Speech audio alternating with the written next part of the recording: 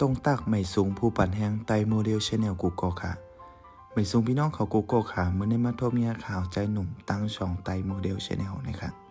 เมื่อในคาเตมาดัดเนตั้งหูเกี่ยวเลยลองลูกอ่อนและการมีจืออยู่ในทะเบียนบ้านกลางลูกอ่อนที่มีใบเกิดหมายเลขเจ็ดตั้งหน้าตีปอเมมีพาสปอร์ตแรงงานอันตีไรกอดแจ้งเกิดเสไรใบเกิดมาเย้ากำในลูกอ่อนถึงมาอายุ5 ปีเต็มเย้าซ้ำเตไรกว่าถ่ายบัตรถึงมา5 ปีลูกอ่อนเตกาถ่ายบัตรที่อำเภอก้อยกาวาตั้งเจ้าหน้าที่อำเภอไรแจ้งว่าลูกอ่อนมีจืออยู่ในทะเบียนบ้านกลางในเสสามารถติเตถ่ายบัตรไร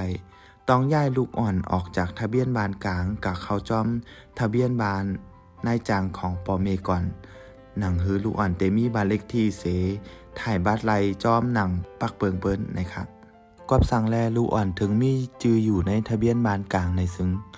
ก็เพราะว่าเมื่อปอเมลูกอ่อนรายการแจ้งเกิดนั่นตั้งอำเภอเปิ้นเตเพิ่มจือเข้าไว้ในทะเบียนบ้านกลางก่อนเย้าก่อก้อยยายเขาจอมหนังทะเบียนบ้านของนายจางของปอเมลูกอ่อนนะคะเนาะกำในซ้ำปอเมลูกอ่อนซ้ำอำป่องใจนะคะคือทางวัดไรใบเกิดเย้ากอเย้าโตหลีง่าเมานะคะเนาะไรมาบอกดีนายจางเสกะเพิ่มจือลูกเขาในทะเบียนบ้านนายจางนั้นเอาเจ้าบ้านนั่นกะฮับเขานะคะเนาะมันก็เลยต้องมีจืออยู่ในทะเบียนบ้านกลางไว้นะคะเจ้าก็แทงอันนึงค่ะเนาะตีปอเมใกล้ย้ายนายจางตาเสนั้น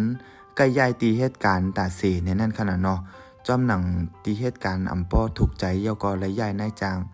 มันเฮ็ดให้ลูกอ่อนในต้องไล่เพิ่มจือเขาในทะเบียนบ้านกลางไว้ก่อนกำในสั่งว่าปอเมมีนายจางใหม่หรือว่าตีเหตุการณ์ใหม่ที่ไรแก่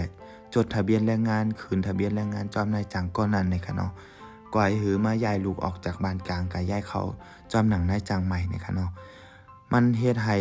ปอเมบางก็กอมเข้าใจแล้วก็เฮ็ดให้ลูกอ่อนในก็มีจืออยู่ในทะเบียนบ้านกลางไว้กำในถึงมาว่าเต็ดถ่ายบัตรในนั้นขนาดเนาะมันเฮ็ดให้ลูกอ่อนในถ่ายบัตรไรก็เพราะว่าลูกอ่อนมีจืออยู่ในทะเบียนบ้านกลางนั่นนะคะเนาะนี่ก็เป็นเมื่อก่อนที่ปอเมมีพาสปอร์ตนั่นขนาดเนาะลูกอ่อนแต่มีอยู่ช่วงนึงตีเตไรเล็ก7ไว้นะคะแล้วก็เตถูกเพิ่มชื่ออยู่ในทะเบียนบ้านกลางไว้นะคะเนาะแล้วก็ก่อยมาย้ายออกจากทะเบียนบ้านกลางเขาจอมนายจางใหม่ตีปอเมเหตุการณ์อยู่จอมนะคะเนาะนังเฮอลูกอ่อนเตมีบ้านเลขที่แล้วก็ถ่ายบัตรไรนะคะเนาะก้อยกะว่าเมื่อเหลียวแต่สังว่าปอเมเป็นพาสปอร์ตเสแล้วก็มีใบอนุญาตทำงานบัตรแรงงานเลข00นั่นขนาดเนาะลูกอ่อนก็เตไรเลข00จอมปอเมนะคะเย้าก็ปนก็เตเพิ่มชื่อเขาในทะเบียนบ้านจอมนายจางตำสื่อในนั้นขนาดเนาะเอาค่ะมันเตเฮ็ดให้ลูกอ่อนในมีจืออยู่ตามนายจางตีปอเมเหตุการณ์จอมนายจางก็นั่นในนั้นขนาดเนาะเย้าก็ถ้าถึงมา5 ปีก็สามารถติเตกาถ่ายบัตรไร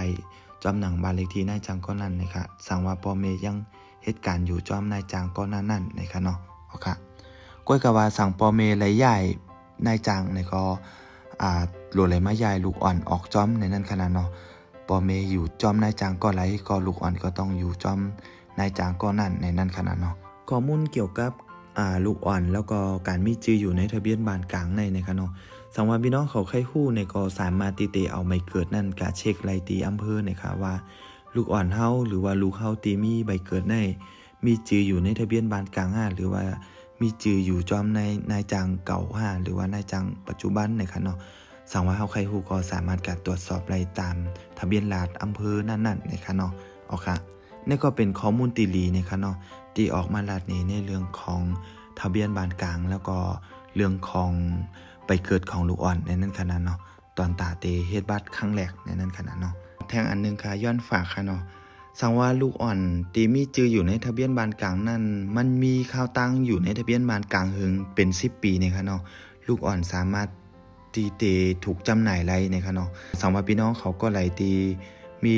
ลูกแล้วก็มีจืออยู่ในทะเบียนบ้านกลางก็กะย้ายออกจากทะเบียนบ้านกลางไว้เฮแล้วก็เข้าตามทะเบียนบ้านนายจางนะคะเนาะตีปอเมเป็นพาสปอร์ตแรงงานนั่นค่ะนะอ๋อค่ะ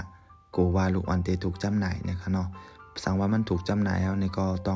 ต้องทำเรื่องในการขอขึ้นจำหน่ายใบเกิดทางกำนึงนะคะเนาะมันก็เตสุกซักไว้นะคะสั่งว่าพี่น้องเขาถูกใจคลิปวิดีโอในก็ฝากกดไลค์กดแชร์กดติดตามแล้วก็ปั่นแห้งใจไลค์นะคะเนาะอ๋อค่ะตั้งแต่วันเมื่อในก็เตฝากข้อมูล พรดีไว้หมอกขนายก่อนนะคะเนาะสั่งว่าพี่น้องเขาใครฮู้เกี่ยวเลยลองข้อมูลใหม่ๆจึงคือขอข่าวเขาได้ออกมาอัปเดตข้อมูลปันตั้งเพจไตโมเดล Channel แล้วก็ตั้งช่อง YouTube ไตโมเดล Channel นะคะเนาะตอนแต่วันเมื่อในก็ติย้อนกาก่อนนะคะโทรมีอาการคลิปวิดีโอหน้าค่ะเนาะไว้ซุงกูก็ค่ะ